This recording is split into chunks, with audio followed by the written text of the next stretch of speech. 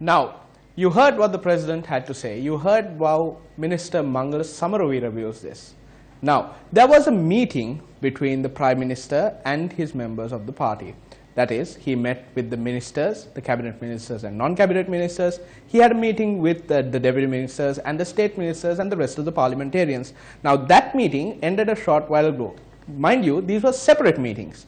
This is what the ministers had to say following the meeting with the President, or rather the Prime Minister. Let's take a look. We held an open discussion about the state of the country and the defeat that we faced. We anticipate some drastic changes to take place within the coming week. If these changes do not take place, then we will have to face some difficulty with regard to the public. We want to make the party, to create the required framework and move forward. The public have indicated a warning light to us, and we have taken note of it. If we do not take any action, we will have to face a lot of problems.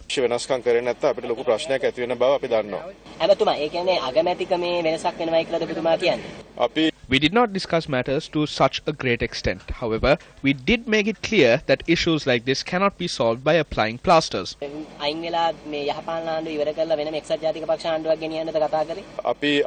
have the strength to break away and form our own government. All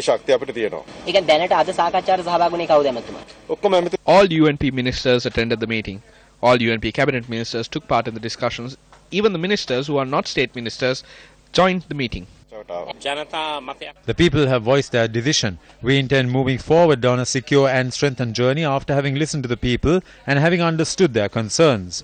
When you look at the results and the statistics, it is clear that we have a majority when you add the results with the other parties. If we were to have a very important election, such as a general election or a presidential election, then we would have a very clear percentage. However, we are going to be humble and listen to the decision of the people.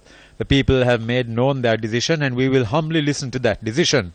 We are prepared to address our shortcomings and issues and move forward after having resolved such issues.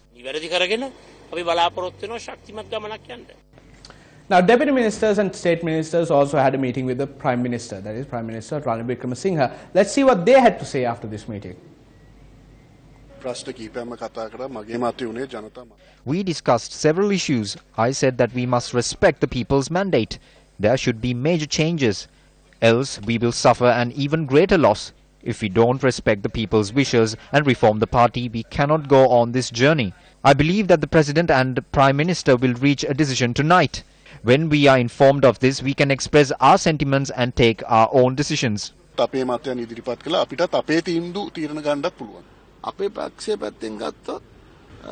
you take our party, I told the Prime Minister that there is criticism about our party leadership. We must face reality. During J.R. Jayawardena's time, we saw a second tier. People like Premadasa, Athulat Mudali and Gamini Dissanayaka. I believe that there is an overall discussion among the party members. If we don't address it, we cannot find solutions to these issues. I don't know if it hurt the Prime Minister's feelings, but I told him not to take it personally. We should have this discussion. Don't take it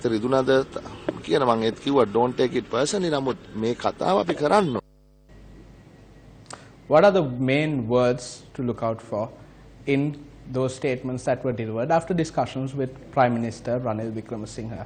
The keywords that I heard were warning light, public mandate, then we need to face reality, and that this is not personal. These are the results of the local government election 2018. You see the Podujana Peramuna has 44.69%, UNP has 32.61%, UPFA and SLFP together they have around 15%. Now, this is the reality. What has happened to the United National Party? Now, there were many people in the country that this election result was a shock to.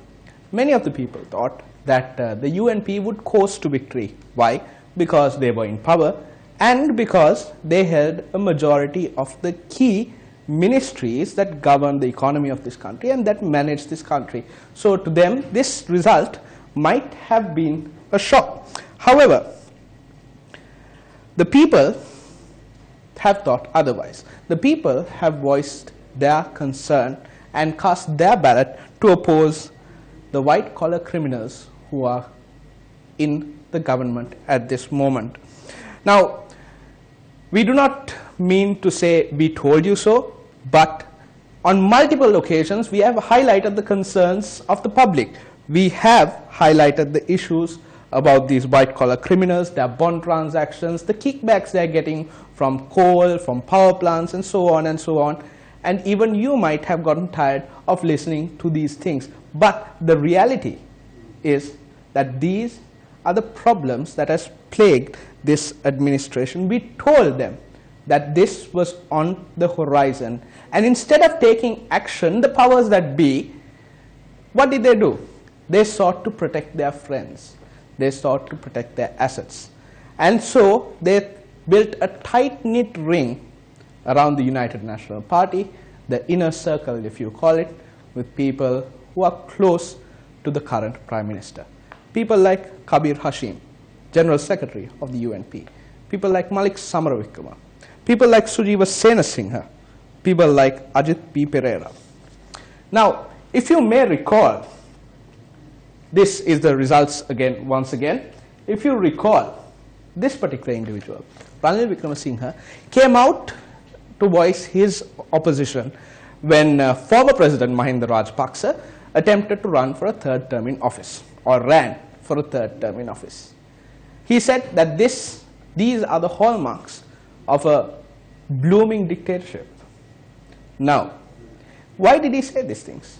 Is it because that he knows how a dictator acts? Is it because the United National Party may be under some sort of dictatorship? We do not know. But these are things that the people can think. That may be why Ranil Wickremesinghe wanted to come before the public and say, look here, these are signs of a blooming dictatorship. Now, what Deputy Minister Harsha De Silva said was partly right. We do need a social debate. We do need to listen to the public mandate. Let's take a look at the international examples that are present. The United Kingdom, the Westminster system, is something that Prime Minister Ranil Wickremesinghe holds with great esteem. He often quotes the Westminster system and looks up to it, aspires to it even. What did David Cameron do when he lost the Brexit election? He stepped down from his position as Prime Minister. And mind you, Brexit was not an election. It was a referendum to see if the United Kingdom wanted to leave the European Union or not. Still, David Cameron opposed the move for Brexit. He lost, so he stepped down from the role of Prime Minister. There have been plenty of other examples of this nature.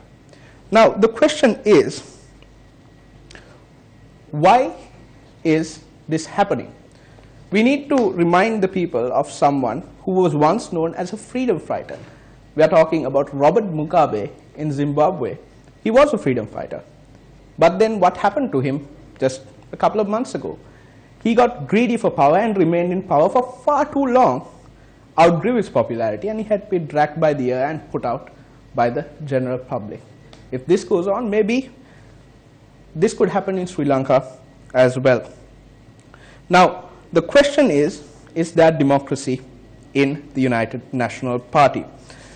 Earlier, you heard the views of the ministers of the United National Party expressing their views.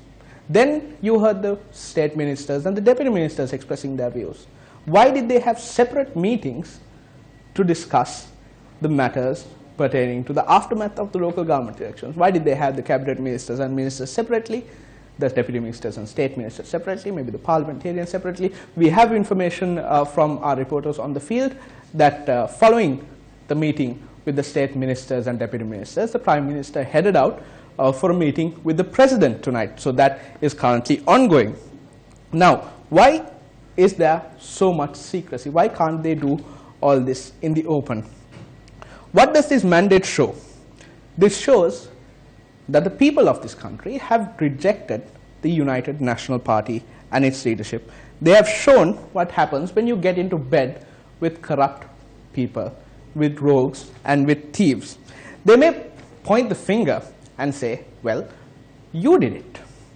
Well, you need to keep in mind that what we do always is an attempt to create an educated discourse about what is going on in this country and what affects you as a viewer. Now, we may also venture out to say that they are the architects of their own demise through their own inaction against the voice, against the concerns of the general public. Yes, the flower bud or the Podujana Peramuna was victorious, but it's a stretch to say that this victory came simply because they were the best candidates that were out there. There were plenty of allegations against the members of the Flower Bud Party, which we ourselves have highlighted on numerous occasions. But given the option, the people will also do what they are so programmed to do. The people will always go for the devil that they know, not the devil that they don't understand. So this could be a reflection of that sentiment. With that being said, we now need to listen to a voice cut about the aftermath of the local government elections that was given to us by senior journalist Victor Ivan, who has been fearless in his fight against corruption. ඇත්තටම මහජනයා මේ ආණ්ඩුව දැක්කේ කිසිම දෙයක් කරන්නේ දන්නේ The නැති. people thought of this government as one which knows nothing, as one which can't achieve anything, and one which is weak. Last I saw the Prime Minister speak, he said that he will provide free Wi-Fi. That made me laugh a little. What will be more important to people would be to have the taxes levied on phone bills taken off. This is a joke. There is no deep understanding about society, and that is one of the reasons for this loss. In addition, he has no idea where he stands. When he spoke, he said there is no problem and that they would win. This has not happened. ඒක ඇත්ත වුණේ නැහැ. Before we let you go, I want to turn your attention to one interesting statistic that we have. This shows the United National Party, the number of votes that they received, as well as the percentages in each corresponding year of election. If you look at the year 2000, you see 40%. Right before that, 1994, it was 44%. In 2001, when the United National Party was in power or came to power, they got 46% of the votes. Immediately after that, they got 38%. Then they went down to 29%. It did go up to 46%, but it seems like this trend has re-emerged once again. This is the election result that I told you about. 32.61%. These are according to our calculations.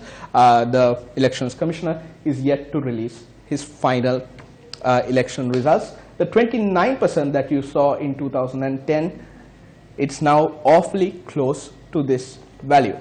How can the United National Party reverse this trend?